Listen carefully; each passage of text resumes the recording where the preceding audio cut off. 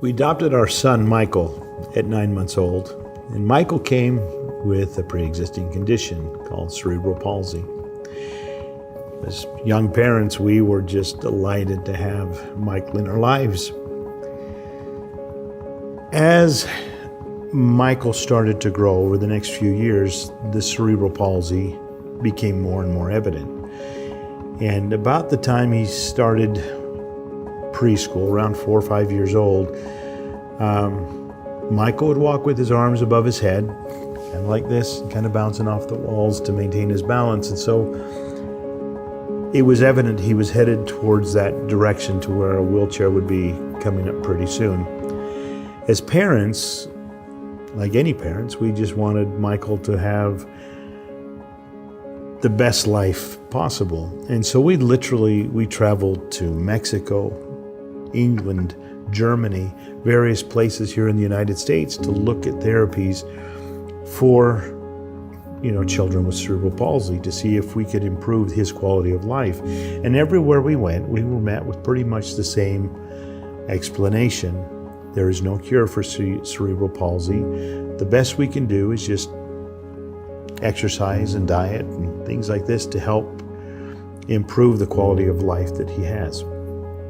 And as parents, that wasn't good enough. We felt like there had to be something more. There had to be something greater that could help. And when we went out of the country, Germany specifically, Mexico, even one trip to Japan, there was more hope there. There were more things in the works. There were more therapies available.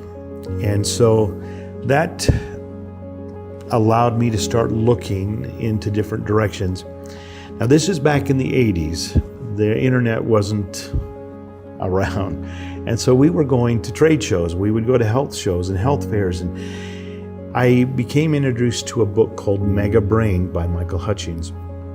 And that book became my new Bible, at least as far as it came for therapies for my son, Michael.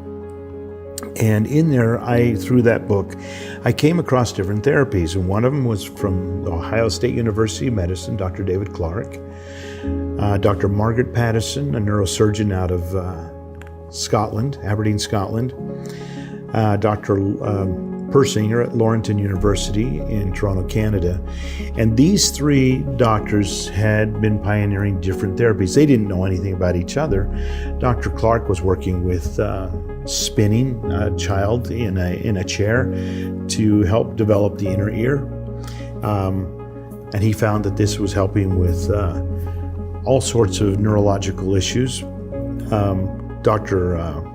Persinger was using lights and different flashing lights to the eyes to help stimulate left and right brain connection. And then Dr. Patterson, a neurosurgeon, was developing microcurrent that would be applied just behind the ear or to the earlobe that was helping the brain create new neural pathways. Well, these three things were pretty important to me. And so as we looked into this and started working on this, we eventually developed a machine that later became known as the theta chamber. And Michael was our first recipient of that technology. And what we did now, at the time we had this, Michael was now almost 8 years old. His cerebral palsy was becoming more and more an issue in his mobility. And at the end of that, it was a 21-day course based on what Persinger and Clark and Patterson were doing. There are different protocols. And so we did that for Michael for 21 days. And at the end of that 21 days, there was a little bit of improvement in Michael. I mean, he seemed to be processing information faster. His mobility was a little bit better. It was the next 6 months that were magical. In those next 6 months, Michael's mobility became almost normal. He transitioned from handicapped school to a normal school. And Michael is now 40 years old, will be 40 this June, and he's a second-degree black belt, speaks multiple languages to some degree or another, and physically, you would have never known that Michael ever had cerebral palsy. All right, so that whole experience was life-changing for our family. And I realized at that time that there were things that we didn't know here. And that led me on this journey, which has brought me to where we are today in 2022. We learned about frequencies. We learned about different therapies. We learned about our belief systems. We learned about what we say to ourselves, how all of these things affect us.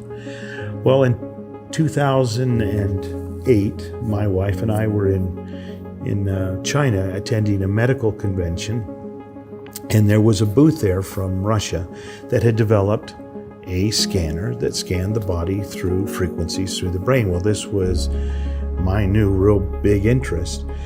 And we went to their booth. We experienced a scan, a digital body scan with these big transducers on our head. And it nailed us. It showed us everything that was wrong or awry in our bodies to the T. Well, we later worked with that company and acquired the rights to bring that to the United States. And we did that until about 2012. And then when technology had advanced, in other words, Windows 10 came available, the software wouldn't be stable anymore. And as we worked with the company, they had decided to bag it. The software had been written in the late 80s, early 90s on software that nobody supports anymore. And so they basically says, you're pretty much on your own. And so over the next 2 to 3 years, we rewrote all of that software, all of their information on today's technology and for today's platform and software. And it became the AO Scan. And we've been promoting the AO Scan since 2012. And it was a big system.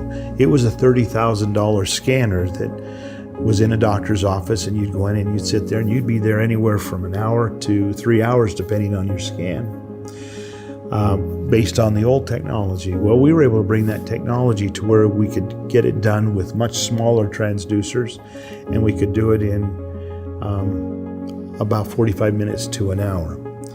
Well, part of that scanner was Innervoice, and the Innervoice is where we record about 10 to 20 seconds of your voice, and we analyze 2,000 frequencies over 12 notes. And we're looking for frequencies that are out of range, way high or way low.